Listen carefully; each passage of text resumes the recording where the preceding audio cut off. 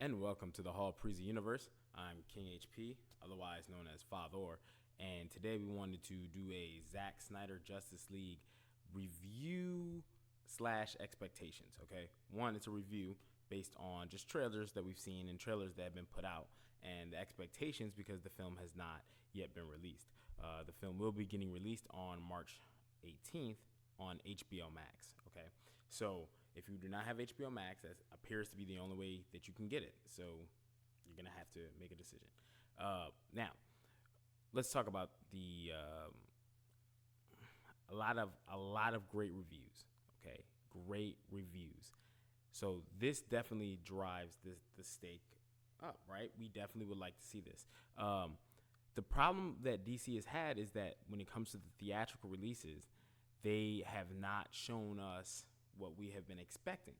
Well, if you read the reviews, it's almost like saying, hey, this is what we've been wanting. This is what we've been waiting for. Thank you. Now let's do a little bit of history here. With the Justice League, the original movie released in November 2017, right? And unfortunately, Zack Snyder had to take a break. Okay, his daughter passed away, so that being a traumatic experience, he had to step down. And Joss Whedon, and if you don't know who that is, Joss Whedon was the director of Avengers 1 and 2, right? He stepped in to finish filming. They did reshoots, and essentially they were able to release the movie, all right? Warner Brothers wanted a 2-hour limit. They got it. Okay, so it was not Zack Snyder's original vision. It deviated. And if you watch the first film, if you take the time to go back and watch the first film, you'll see there's stark differences almost in the film and contrast and lighting, everything from the final battle where it's the red scene, it's like a reddish tint and things like that. The comedy that it tried to go lighthearted, and Zack Snyder really wasn't looking to do that. But whatever the case being, we're now getting his original vision. Okay, so why am I excited? One, the DCEU, we have been dying for them to get their cinematic universe together, and I think this is a good point for them to do that. And this is why I say that, right? They've had a lot of films. People kind of forget some of them or don't even realize they were released, and they count to the DCEU. And some of them you know of, and you're like, okay, cool, that movie stands, right? So you're looking at like the first Wonder Woman, right? Did good. You have this one, Batman v Superman, Man of Steel, actually as well, right? And Batman v Superman was a little, it was okay, it was good, but it wasn't what we thought it could have been, right? I think it tailored off in the end. Aquaman did well, and then also one that I think people sleep on is Shazam. Shazam was awesome. You get the Superman cameo at the end to let you know that he's incorporated into the DCEU. And then you get some ones that are like, okay, we got the Wonder Woman 84. That was okay at best. I'm not going to sit here and dog out any of these films because at the end of the day, it's your opinion. And if you're a DC guy, you might look at certain things as nostalgia or from a fan standpoint and love it, right? And from a cinematic standpoint, you may look at some things and say, no, this doesn't really work, right? Now, remember, DC is not Marvel, okay? So the lighthearted stuff really works for Marvel, works well for Marvel, and DC didn't seem like that was the deal. Okay, Zack Snyder originally had a 5-movie deal, right? So within that was supposed to be the Man of Steel, which we saw. We got the Batman v Superman, right, which we saw. We were supposed to get, we got a Justice League. We're supposed to get a second Justice League and a second Man of Steel. Now, the Justice League movies were going to coincide essentially with the Avengers movies. So that's how far off the schedule got delayed when real life situations came up, right? So this is what I mean by the DCEU. You also have the Birds of Prey movie, right? Harley Quinn, Birds of Prey, Suicide Squad, right? Suicide Squad is getting a soft reboot. And James Gunn, that's the Guardians of the Galaxy director, he is on tap. They've already been filming that for a while now, so that's awesome. There's been so many miscues with, I don't even want to call it miscues, but there's been so many issues with DC, with Ray Fisher having his fallout for the mistreatment of black actors on scene. You've had Henry Cavill not promoting the Snyder Cut for whatever reasons. And apparently Zack Snyder not coming back. So this should be like a one and done, or the last and done, right, of the series. So can DC build off this? I say all of that stuff to say yes, they can, absolutely. At the end of the day, if this movie delivers, which it is looking to deliver, I mean, let's be honest. Like I said, you can read the reviews for yourselves, but the reviews are stellar, and they're constantly reiterating to the fact that this is what we wish we would have gotten. Now, before everyone jumps on this train, right, this is a 4-hour movie. Now, some of you may be asking, okay, why would I spend 4 hours to get basically a 2-hour new movie, right? Because Justice League was 2 hours, but this is not the same thing. This is going to go deeper into characters, right? As you saw with the Justice League movie, we never saw Darkseid, right? Darkseid, or Euxis, as he was known before he got the Omega Force, right? He has a prominent role essentially in this film as to, I guess, the driving force of the film, maybe the behind the scenes kind of the Thanos style, but we actually get to see him, and we get to it looks like a scene or scenes where we get to see what led up to the current, right? So we get to see a little war where it was the collection of heroes from the gods to the lanterns, the Atlanteans. I mean, we get to see it all, right? So we also get to see Desaad and Granny Goodness, right?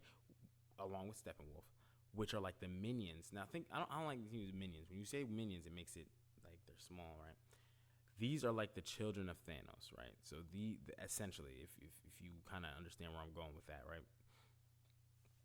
Granny Goodness is a fierce warrior throughout the cosmos. She has trained the best. She's been trained by Darkseid herself.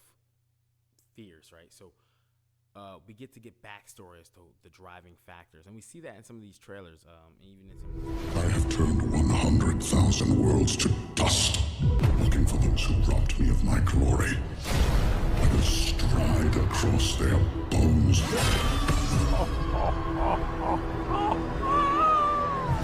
And all of existence shall be mine. As I'm unveiling them and playing them now, right? So, can this become canon? Can the Snyder Cut become canon? Now, the official word from Warner Brothers is no, it is not, right? Now, we're just gonna do that for a second, okay? Yeah, we're just gonna do that for a second. Now, I do that because we were never gonna get a Snyder Cut 2, right? Warner Brothers initially they put the hand up. They were like, no, right? We're not gonna get that, and we got it. So I think with a loud enough voice, people will say, and it's not much work to really. All you have to do is say, yep, the Snyder Cut is canon. It takes place here, and the movies that follow are here, and here's the timeline, right? When you look at Aquaman, there's a dialogue to where Mera is talking to Aquaman, and she mentions the Steppenwolf thing. I need you to come with me to Atlantis. Listen, I'm gonna tell you the same thing that I told that rusty starfish Volko, except nicer because you're a lady. No thank you, I'm not interested. You defeated Steppenwolf and saved Atlantis. That had nothing to do with Atlantis. Wonder Woman 84 takes place prior to all this, so we don't have to worry about that. Most people, Suicide Squad, right? I want to say Suicide Squad takes place before the Justice League, but after Batman v Superman, right? I might have that misplaced. I gotta go back and check my timelines and rewatch that movie to do it to justice, so I can verify where everything would go chronologically. And again, the emancipation. The emancipation of Harley Quinn, Birds of Prey. The movie changed its name during the theatrical release, trying to gain traction. It never really did. So a lot of people don't even know of that movie, right? But there is a Harley Quinn movie out that is canon with I gotta pause it. And the Harley Quinn Birds of Prey movie had with Margot Robbie, right, who reprised her role as Harley Quinn. We got to see characters like Black Mask, Victor Saz, which I like him as a Batman villain more so, but give us all the characters we can get and tell us a good story.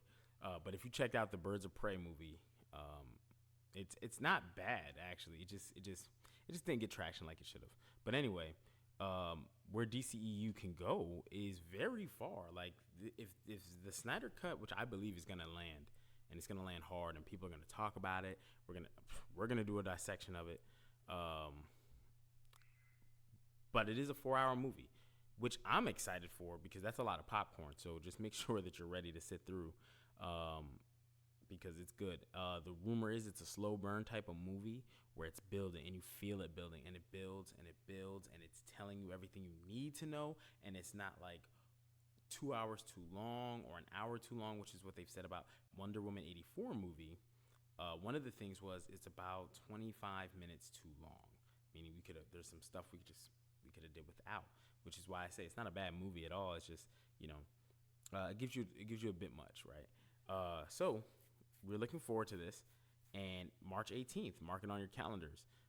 It's going right into the weekend, and again, it's the Snyder Cut. So as it continues to get referred, hopefully they bring Zack Snyder back and they can work through their differences, and we can get that, because I'm still looking for a Green Lantern movie. We have not, it's weird to see the Justice League, but at the same time, this was never supposed to be the sequel. This was only the first one, and then we would have had a sequel, which would have been all out, whatever, and we probably would have got more characters. Justice League, we would have got probably Green Lantern.